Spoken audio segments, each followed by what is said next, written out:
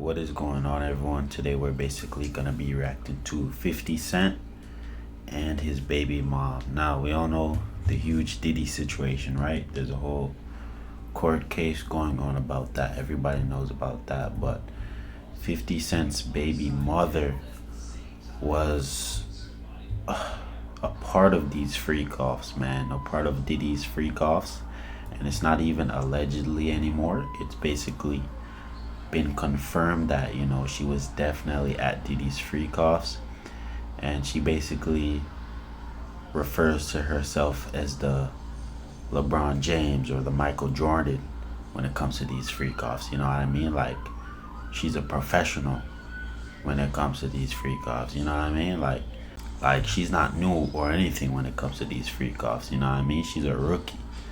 You know what I mean? So I'm pretty sure 50 Cent already knew this, though. It's nothing too crazy. I'm pretty sure he even went off on her in the past for this, which is absolutely crazy still. You know what I mean? Imagine having your baby mama attend these freakoffs, and not only attend these freakoffs, but, you know, she's going crazy at these freakoffs. You know what I mean? Like, she's the Michael Jordan. She's the LeBron James of when it comes to these freakoffs, bro. That is absolutely diabolical, man. But, you know, enough with the yapping. Let's just dive into this video, see what's going on. For years now, 50 Cent has had a public feud with Diddy. 50 has come at Diddy many times over the years, but starting in 2020, 50 Cent seemed to develop some resentment towards Diddy. For years, there has been many rumors on why this could be. Why did 50 Cent hate Diddy so much? Now it seems we finally got the answers to those questions. Recently, during the Diddy trial, a Jane Doe was called on the stand to testify against Diddy. While this woman's identity was kept a secret, it didn't take long for people to realize this Jane Doe was actually someone very close to 50 Cent. Hey guys, I hope all is well. Welcome back to The Truth Is, where I drop new videos exposing the truth weekly. In today's episode, we will be talking about the Jane Doe and the Diddy trial. But before we begin, I just wanted to let my Patreon members know that I just released a new Patreon exclusive. This video exposes the location of a satanic sacrifice site found hidden in a cave in California. If you're one of my members, you're not going to want to miss this one. If you're not a member yet, what are you waiting for? Join the truth movement and help me spread the truth. For $3 a month, not only will you be supporting the channel, but you will get access to new videos monthly and 46 other exclusive videos. If you want to see this video or join, the link would be in the description and in the comment section. I want to thank you all. Now, let's get right into it. 50 Cent versus Diddy has to be one of the funniest feuds in hip-hop. For the last few years, 50 has been relentlessly trolling Diddy. He was one of the first big rappers I witnessed basically claiming that Diddy was on the down low. After Diddy was exposed for his freak-offs, 50 ramped up the trolling and started straight up exposing Diddy. He even claimed he was gonna make a documentary exposing Diddy's freak-offs. 50 Cent was on Diddy's neck and he wasn't letting up. Originally, 50 claimed that this beef with Diddy was due to Diddy inviting him to go shopping with him. According to 50 Cent, he took this disrespectfully as he's a man and isn't with another man inviting him on a shopping date. Still, 50 seemed to have real hatred towards Diddy, like this beef was much deeper than just a shopping date. Wow. Now, during the trial, we finally got the answers to why 50 Cent hates Diddy so much, and it's completely understandable. Recently, during the Diddy trial, we were introduced to a whole new witness. This witness identity was protected and is only being referred to as Jane Doe. This Jane Doe testified on the stand that she met Diddy in 2020 on a girls' trip to Miami. At the time, Jane Doe's friend was dating Diddy, but when Diddy saw Jane Doe, he took a liking to her. Diddy then started flirting with her and got her number, inviting her on a date, which Jane Doe originally turned down. But after her friend moved on from Diddy, she agreed to go on a date with him. Starting 2021, Jane Doe began dating Diddy. Eventually, Jane Doe would go on a trip with Diddy that lasted several days. Diddy then offered to give her $10,000 for taking this trip with them, starting the love for pay relationship they began to have. Jane Doe started dating Diddy in 2021, and it lasted until his arrest in 2024. Eventually, Jane Doe claims the dating turned into the freak-offs after some time. On the stand, she revealed what exactly Diddy had her doing in these freak-offs. Jane Doe claimed that after she participated in the freak-offs, Pandora's box was opened. Jane Doe noticed that Diddy now only wanted her to participate in the freak-offs, so she told Diddy she no longer wanted to participate in them. She claimed that Diddy then promised he would pay 3 months of her $10,000 rent as part of her participating in the freak-offs. Jane Doe agreed, and the freak-offs only got more and more disturbing. She began doing freak-offs with Diddy weekly, and he paid her rent as long as she agreed to participate. Eventually, Jane Doe claims he put her under a love contract, agreeing to pay her rent every month as long as she was available for the freak-offs. Mind you, her rent was $10,000 a month, which comes out to Diddy giving this woman $120,000 a year just for her to participate in the freak-offs. That's a 6-figure job. Now, Jane Doe went into detail about the things that took place at the freak-offs. She claimed that number 1, Diddy wouldn't allow the escorts to wear protection while engaging in acts with her. We know why, because it was revealed that Diddy likes to rub the man fluid from the escorts on his chest area after they're done. That's what Cassie revealed when she testified. Remember, this is not just some weird kink, it's a part of the strange sex rituals Diddy participates in. Jane Doe herself claims that Diddy wouldn't allow her to clean up the man fluid off of her after the escort finished on her because he liked to play with it.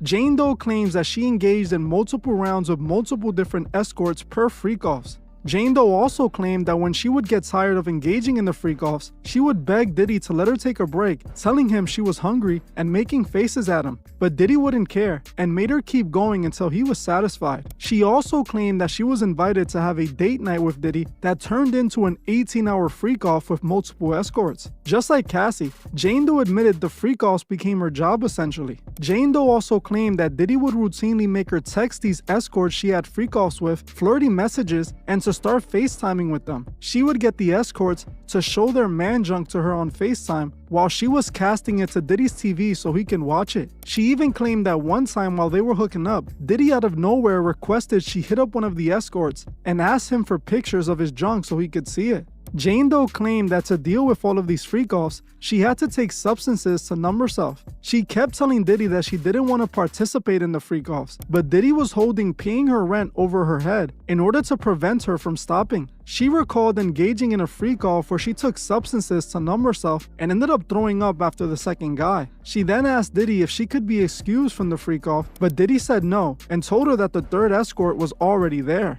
Not even her being sick would stop the freak-off. Jane Doe also claimed that Diddy would at one point watch adult films of her while they were engaging in intimate acts. He then requested the adult film star for his freak-off. Jane Doe detailed so many weird things Diddy had her doing. She also repeatedly made it known she was doing the freak-offs because Diddy was paying her rent, not because she wanted to. She sent multiple texts to Diddy to let him know she didn't want to continue the freak-offs, but he didn't care. She kept doing them for the rent money, and Diddy kept making her do it. Jane Doe confirmed that she was doing freak-offs with Diddy up to the day he was arrested. She also confirmed that Diddy to this day is still paying her rent. Remember, Diddy was arrested in a hotel, most likely before he was about to have a freak-off. Now after this testimony, everybody wanted to know who the Jane Doe was, and the internet quickly started researching to find out who this woman was. Who is the Jane Doe that was essentially Cassie number 2? It didn't take long for the internet to discover who this Jane Doe was, and it explains exactly why 50 Cent hates Diddy so much.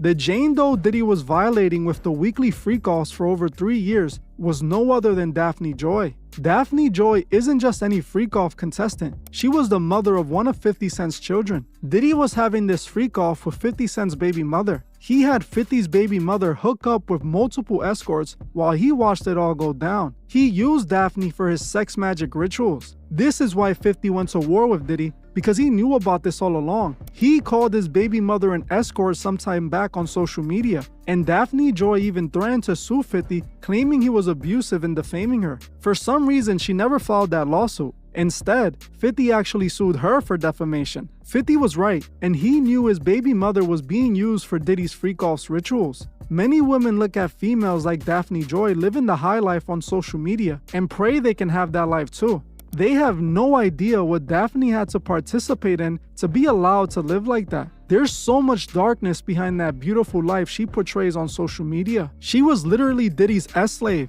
She cried about how Diddy only wanted to see her when he wanted her for a freak-off. This woman sold her soul for the high life. She chose to dance with the devil, not knowing the price wasn't worth it. What's crazy is that the reason all these women are so easy to agree to participating in these freak-offs nowadays is because of hip-hop pushing this OF lifestyle. For the last few years, we have seen the rise of OF and women selling themselves on it. Back in 2020, it was practically forced down all women's throats by the biggest celebrities. All the big female celebrities and influencers started promoting it and making accounts. The female rappers rapped about it, and they made this culture not only acceptable but popular. They did this on purpose. They wanted moralist women that can have these freak-off rituals without even batting an eye. These billionaires are printing money. They don't care about money. While everyone else is struggling to pay their rent, they're throwing money at escorts to hook up with girls they like. That's how they use this money to make these women sell their souls. Remember, the love of money is the root of all evil. Daphne Joy didn't have to live in a $10,000 a month mansion. She didn't need to live the luxurious high life. She should have gotten a job and lived a modest life, but she wanted the world, which is only offered by the devil. Daphne sold her soul for $10K a month. She let Diddy use her in all types of disturbing rituals. I'm pretty sure Young Miami also engaged in those rituals too. She has been so quiet lately, but let's be honest, she was with Diddy and this is what Diddy does. Young Miami got all the gifts like Cassie and Daphne Joy. She was most likely in those freak-offs too. She even admitted to Diddy using the bathroom on her and her liking it. It's clear she was a part of it. Now, not only has it been revealed that Daphne was Jane Doe, but it has also been revealed that victim 3 was Gina. Remember, Gina was Diddy's former girlfriend. She had exposed Diddy some time back, claiming he was abusive towards her. Describe it. He was abusive. He was like always belittling me, always like he was like mentally, emotionally, and physically abusing me. Diddy. Mm-hmm. It's not the first time we've heard that. Mm-hmm. There was an incident, of course, with Cassie, where orders are saying that the police were called because they got into an altercation. I think it was like 2 or 3 years ago, if I'm not mistaken. Tell me some of the things that he would say to you. He would always compare me to Cassie and tell me that I'm the bad one and she's the good one. And he was with both of you guys at the same time. Yeah. Cameras and stuff there. So it's like me, Puff, and Meek. Puff had like leaned forward to like talk to somebody, say hi or whatever. And so I turned over to Meek and I said, happy birthday. He put his hand out and he was like, thank you. So I took his hand and shook it. And as I shook Meek's hand, he turned around and saw it and he got so mad. Wow. And then we probably like stayed like 20 minutes after that happened. And then when we got in the car, he like grabbed my hair. We were in the those Escalade trucks. Okay. I was sitting on this side, he was on the other side, and he like grabbed my hair and like cussed me for doing that. He was like, yeah. He was like, why the you shaking his hand for like just saying so stuff it was like that. I just was like a jealous rage. Yeah. Gina was definitely doing freak-offs with Diddy, and it's the reason she was set to testify. But just weeks before the trial started, Gina went missing out of nowhere. She stopped responding to the government too. Now it's being speculated that she didn't really go missing, but was most likely just paid off by Diddy. She allegedly took tons of money from Diddy to make sure she doesn't testify. It was likely what Diddy was hoping for from Daphne as well, by still paying her rent even after his arrest. It's truly sad how these women are willing to sell out for money like this. They are willing to do all types of wicked activities just to live this fake high life, instead of just getting a normal job and having a normal life, a life that they don't have to hide from their children. I want you guys to let me know what you think about all of this below. Well, I'm gonna end this one here. I want to thank you all for watching, and I'll see you guys in the next one.